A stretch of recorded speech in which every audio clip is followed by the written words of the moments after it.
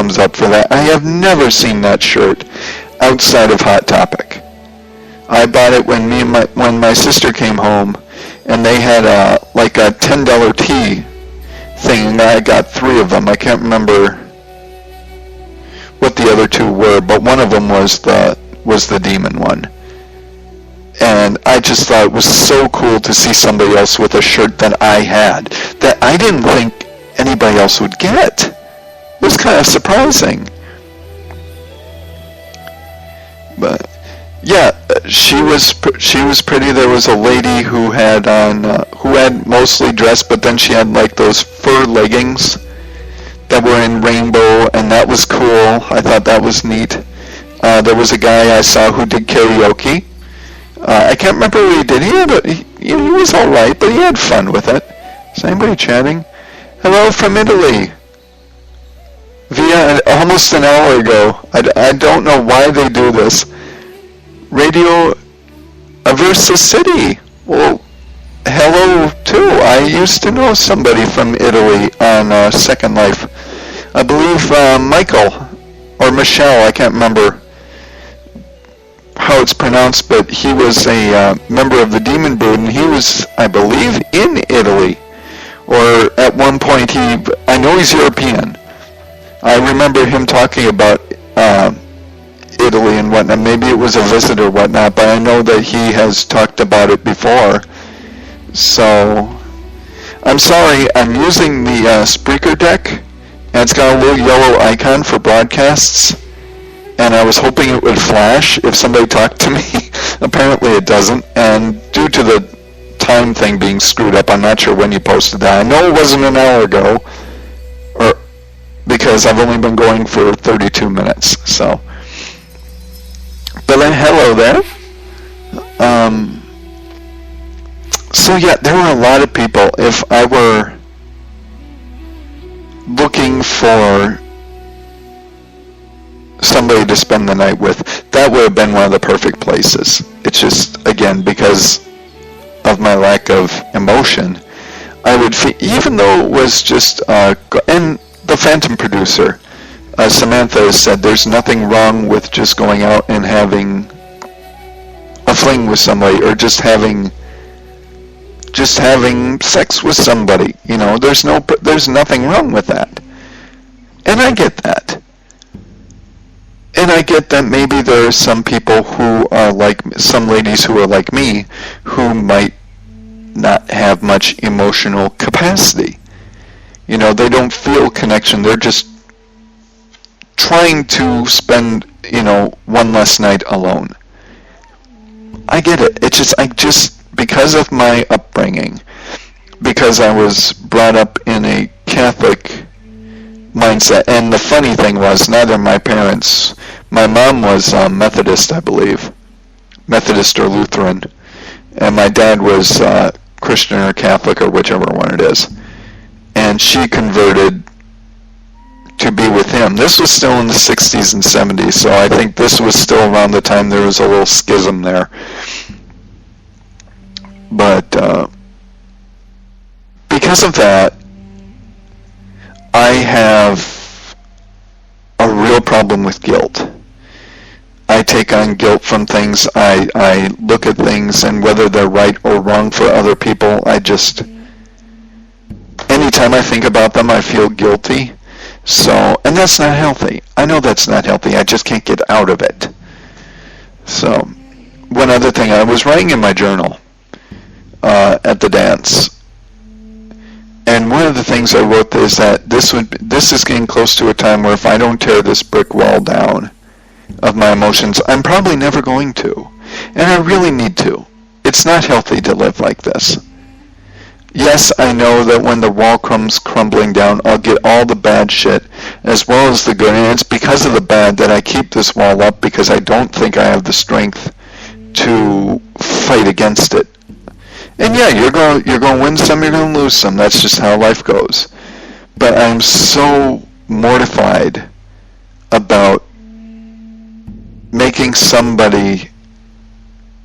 having somebody disappointed in me, that I would rather not feel anything at all than feel something I know was genuine and because of that feeling, have somebody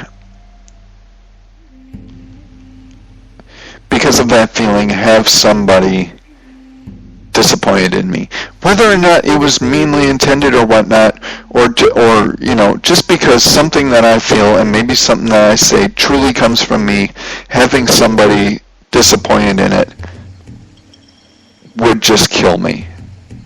That's why I live this way. And like I said, it's not healthy. I know it's not healthy. I'm trying so hard to find some way to break that shell. And I know the point that it started. I've said before that the point that it started was when I was in Sioux Falls, and I had just been switched from phenobarbital to Xarelto, or it's called euthosutamide. And my mom, I know, was expecting, and we'll talk to this about her and I don't see it as her fault. It wasn't her fault, and I'll say that to her. It was my fault for not asking, for thinking I jumped to a conclusion. I had a huge Napoleon complex on phenobarbital. I was a very aggressive person. I was not a kind person. I was somebody that most people, if they ran into me, and let's put it this way, a lot of people at Pride 48, if they had run into me then instead of now, I would never have lasted. I was an asshole. I would have been kicked out of so many communities that I enjoy being a part of. So I worry about that. And when I switched, I think my mom thought that going from one medication to another would fix all my problems. And I've listened to Andrew Solomon talk about this, about how parents, when they get a child who has a disability or whatnot, and neither parent did, and neither of my grandparents did. In fact, nobody in my family, really, aside from my uncle, who lives in Seattle, so there really wasn't anything they could do with him. They couldn't look at him. It wasn't like he was in Mankato and they were watching it and they saw developmental stages and whatnot. They didn't have anything to compare it to. So I think my mom was hoping, he's a troublemaker, he's obsessed with video games, he's loud, he's argumentative, you could throw a match in his general direction and he'll go off. I think she was hoping that would be solved by just magically waving the wand, saying, a la peanut butter sandwiches, and poof, Xarelto makes it all go away. Well, it didn't. And my mom was saying that if my behavior didn't change, we would probably have to change medication again, and this was just the perfect powder keg, because I had gone from first grade to third grade in Eagle Lake, and I was an asshole, but I had been there, and then then we moved out to Madison Lake, which was only like 10 minutes, but to me it was like across the planet, because I couldn't drive. I could bike, but I was used to seeing my destination. It's like I could bike to school. Well, if I bike down and drive and get to wherever the fuck that connecting road was that led straight to it, 3-minute bike ride, maybe 4. If I went to anybody's house, it was like a 2 or 3 minute bike ride. So those were my time frames. It's like 2, 3, 5 minutes. And then Mom says, well, you can bike to Eagle Lake. It's only a half hour. Only a half hour. Yeah. No, I couldn't even fathom that kind of trip. I did at some point bike into Madison Lake, which was, but considering where we lived, was like about 1.5 miles, 2 miles. And me and my dad would bike into town, and I'd bike with him. And as we actually moved to Monty, I would bike the square with him, which is about a 4-mile thing. But still, I've never biked 10 miles. I'd never biked from like Eagle Lake to Masson Lake, and my dad actually has biked from Mankato to Masson Lake now, which I'm very proud of him for. I couldn't do it. But because of that, I started shutting down. It's like, okay, we just moved from Eagle Lake to Masson Lake. Then from 4th to 6th grade, I was in Masson Lake. Then 7th grade, hallelujah, praise the Lord, I was going to Mankato East, which was Masson Lake and Eagle Lake kids. It's like, I'll see everybody there. It'll be perfect. And of course, I was an asshole, so most people didn't want anything to do with me. But I was still fooling myself that this would make it all right. Well, then in 7th grade, we changed states. We went from Masson Lake, Mankato area to Sioux Falls because my dad got fired and we needed to find a job. And that's what was available. Well, then I started all over. And that's, of course, when we found out I wasn't epileptic. I had tuberous sclerosis.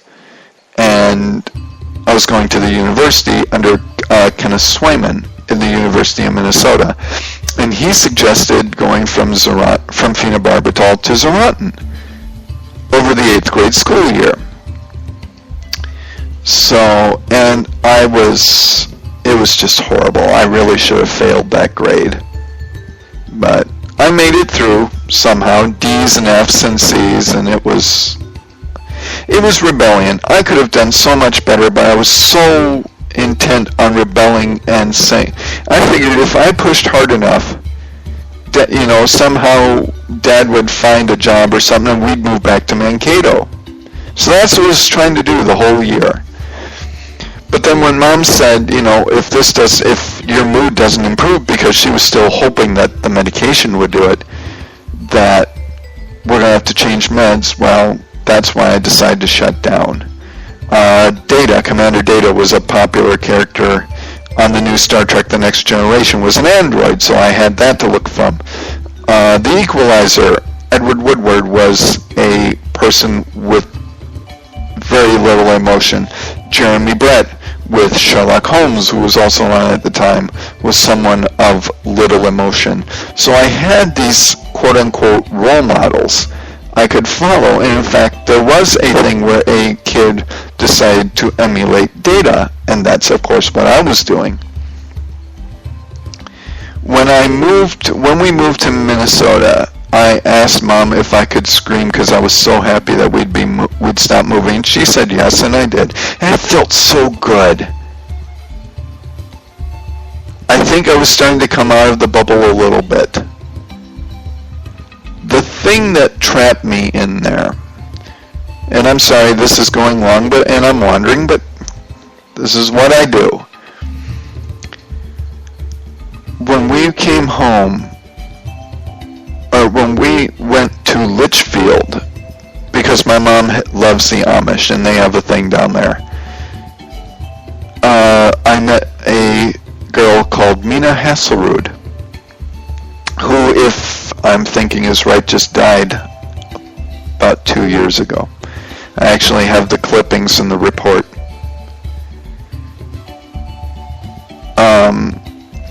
Redheaded lady, or redheaded girl, I can't say lady, I was in 9th and she was in 8th. Generously gifted for her age, as far as her chest, but just a sweetheart. I had a crush on her. Longer red hair, sweet disposition. I don't remember if we kissed. I think we may have. And my sister, who it wasn't ill intent, but my sister saw that I was smitten with a lady, and she was trying to help, and she knew far more at her age, and I was in 9th, she was in 5th. She knew far more about it than I did. So, like, we'd sit under the gym, and she'd, be on top, and she'd lean under, are you doing this? Maybe you're supposed to do this now. And it was kind of aggravating, but I wouldn't have known what to do. And it culminated with her and I think it was because my parents were gone, and my sister was out she kind of got us hooked up and then left, and I don't know if she knew what was going on or if she knew